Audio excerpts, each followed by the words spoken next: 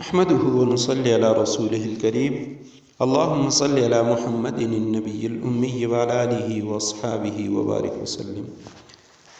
عقائد اہل سنہ والجماعہ میں ہمارا آج کا عقیدہ ہے برزخ اور عذاب قبر کے بارے میں۔ برزخ کے لغوی معنی ہے پردہ، آڑ، رکاوٹ۔ عالم برزخ سے مراد وہ جہاں ہے جہاں انسان کو موت کے بعد سے لے کر قیامت قائم ہونے تک رہنا ہے۔ چونکہ یہ جہان اس جہان سے، دنیا کے جہان سے پردے میں ہے، تو اس لیے اس کو عالم برزخ کہا جاتا ہے۔ یا چونکہ وہ آڑ ہے دنیا اور آخرت، جنت یا دوزخ کے درمیان، تو اس لیے بھی اسے برزخ کہا جاتا ہے۔ برزخ کسی خاص جگہ کا نام نہیں ہے۔ موت کے بعد جس جگہ انسانی جسم یا اس کے اجزاء متفرق طور پہ ہوں یا ایک ساتھ اکٹھے ہوں، پورا بدن ہو، تو وہی جگہ اس کے لیے برزخ اور قبر ہے۔ وہ چاہے مٹی کے نیچے ہے، چاہے سمندر ہے، چاہے کسی درندے کا پیٹ ہے، جہاں بھی گیا وہ جگہ اس کے لیے برزخ ہے۔ قبر کا اصلی اور حقیقی معنی یہی مٹی کا گڑھا ہے جس میں ہم مردے کو دفن کرتے ہیں، جہاں مردے کو دفن کیا جاتا ہے، یہ اصل قبر ہے۔ تاہم قبر مٹی کے گھڑے کے ساتھ خاص نہیں ہے، بلکہ جہاں میت یا اس کے اجزاء ہوں گے وہی اس کی قبر ہے، خواہ وہ جگہ مٹی کا گھڑا ہو، سمندر کا پانی ہو یا جانوروں کا پیٹ ہو۔ البتہ دوسرے معنوں میں مجازاً یعنی وہ قبر ہوگی۔ عالم برزخ میں جزا و سزا کا سلسلہ بھی جاری ہے۔ نیک شخص کو عالم برزخ میں راحت و آرام ملتا ہے، اسے انعامات سے نوازا جاتا ہے، اور برے شخص کو سزا ملتی ہے اور اسے عذاب کا سامنا کرنا پڑتا ہے۔ عالم برزخ میں رونما ہونے والے ثواب و عذاب کے یہ احوال روح اور جسم دونوں پر واقع ہوتے ہیں، اور یہ عنصری جسم روح سمیت برزخ کے ثواب و عذاب کو محسوس کرتا ہے۔ موت کے وقت روح جسم سے نکال لی جاتی ہے۔ روح کبھی فنا نہیں ہوتی، اس کو مناسب ٹھکانہ اور مستقر کی ضرورت ہوتی ہے۔ میت کو جب قبر میں دفن کیا جاتا ہے تو اس کی روح سوال و جواب کے لیے جسم میں لوٹا دی جاتی ہے۔ پھر روح کا جسم کے ساتھ اتنا تعلق ضرور باقی رکھا جاتا ہے جس سے وہ ثواب و عذاب کو محسوس کر سکے۔ انسان اور جنات کے علاوہ باقی مخلوق میت پر عذاب ہونے کی حالت میں اس کی چیخ و پکار کو سنتی ہے، انہیں پتہ چلتا ہے۔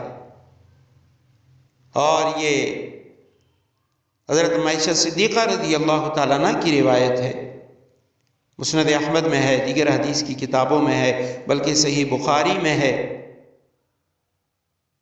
آپ صلی اللہ علیہ وسلم نے فرمایا قبر والوں کو عذاب ہوتا ہے، اور انسان اور جنات کے علاوہ تسمعہ البہائم کلھا، سارے کے سارے چوپائے جانور وہ اس کو سنتے ہیں۔ انسان اور جنات سے برزخ کے تمام احوال پردے میں رکھے گئے ہیں تاکہ ایمان بالغیب باقی رہے۔ برزخ کے احوال اس واسطے بھی پردے میں ہیں کہ دنیا کا جہاں اور ہے اور برزخ کا جہاں اور ہے۔ اس جہاں کے تمام احوال انسان کو محسوس نہیں ہوتے، نظر نہیں آتے، اور اگر دوسرے جہاں کے احوال محسوس نہ ہوں، نظر نہ آئیں، تو اس میں کوئی بعد بھی نہیں ہے کہ بھئی وہ الگ جہان ہے، یہ الگ جہان ہے۔ اس جہاں کی چیزیں وہ ہمیں نظر نہیں آ سکتی۔ قبر میں ہر آدمی سے فرشتے سوال و جواب کریں گے۔ مومنین متقین صحیح جواب دے کر راحت و آرام حاصل کریں گے۔ کافر اور منافق غلط یعنی صحیح جواب نہ دے سکیں گے اور غلط جواب دیں گے، عذاب کے اندر مبتلا ہوں گے۔ عالم برزخ میں روح کا اپنے جسم کے ساتھ تعلق مختلف ہوتا ہے۔ عام اموات ان کے ساتھ روح کا تعلق کم درجے کا ہوتا ہے۔ عام لوگوں کی جو میتیں ہوتی ہیں اس کے ساتھ روح کا تعلق وہ کم درجے کا ہوتا ہے۔ شہداء کے ساتھ ان کے ارواح کا یہ تعلق اس سے قوی ہوتا ہے، اور انبیاء کرام علیہم الصلوات والتسلیمات کے ساتھ یہ روحانی تعلق قوی تر ہوتا ہے۔ یہی وجہ ہے کہ شہداء اور انبیاء کرام علیہم السلام کے اجسام مبارکہ اپنی قبروں میں محفوظ رہتے ہیں، اور انبیاء کرام علیہم السلام اپنی قبروں پر پڑھا جانے والا درود و سلام خود سنتے ہیں۔ قبر کا عذاب دائمی بھی ہوتا ہے اور عارضی بھی ہوتا ہے۔ دائمی کا مطلب یہ ہے ہمیشہ کے لیے، یعنی قیامت تک ہوتا رہتا ہے، اور یہ عذاب کفار کو، بڑے بڑے گناہگاروں کو ہوتا ہے۔ اور ایک ہوتا ہے عارضی عذاب۔ عارضی قبر کا عارضی عذاب، اس کا مطلب یہ ہے کہ ایک مدت تک عذاب قبر ہوگا، پھر ختم ہو جائے گا، اور ختم ہونے کی ایک وجہ یہ ہوگی کہ جرم اور گناہ معمولی نوعیت کا ہوگا تو کچھ عذاب دے کر وہ اس کی سزا ہو جائے گی، مردے کو پاک کر لیا جائے گا اور پھر عذاب اس سے اٹھا لیا جائے گا۔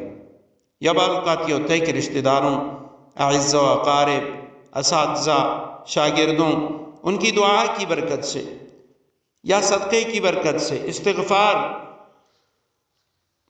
اور ایصال ثواب کی برکت سے اللہ سبحانہ و تعالی عذاب کو ختم کر دیتے۔ روح پر موت طاری نہیں ہوتی، روح کبھی نہیں مرتی۔ جسم مر جاتا ہے، جسم ختم ہوتا ہے، لیکن روح پہ موت طاری نہیں ہوتی۔ روح کی موت یہی ہے کہ اسے وقت مقرر پر جسم سے الگ کر دیا جاتا ہے، جدا کر دیا جاتا ہے۔ پیدائش کے بعد جب سے روح پیدا ہو چکی ہے، اب روح نے ہمیشہ رہنا ہے، روح نے کبھی ختم نہیں ہونا۔ البتہ روح کے جو ٹھکانے ہوتے ہیں وہ بدلتے رہتے ہیں۔ جس جگہ پہ روح رہتی ہے وہ جگہ بدلتی رہتی ہے۔ کبھی تو اس کا جو ٹھکانہ ہوتا ہے وہ ایک جگہ، کبھی دوسری جگہ۔ جب حضرت اسرافیل علیہ السلام سور میں پھونک ماریں گے تو چونکہ وہ ہم پڑھ چکے ہیں قیامت کے بحث میں کہ 2 مرتبہ سور وہ پھونکیں گے۔ پہلی کو نفخہ اولا کہا جاتا ہے اور دوسری کو نفخہ ثانیہ کہا جاتا ہے۔ نفخہ اولا اور نفخہ ثانیہ، اس کے درمیانی مدت میں روح کی موت و حیات کی جو کیفیت ہے وہ اللہ سبحانہ و تعالی ہی جانتے ہیں۔ اس کے بارے میں قرآن و حدیث میں کوئی واضح حکم موجود نہیں ہے۔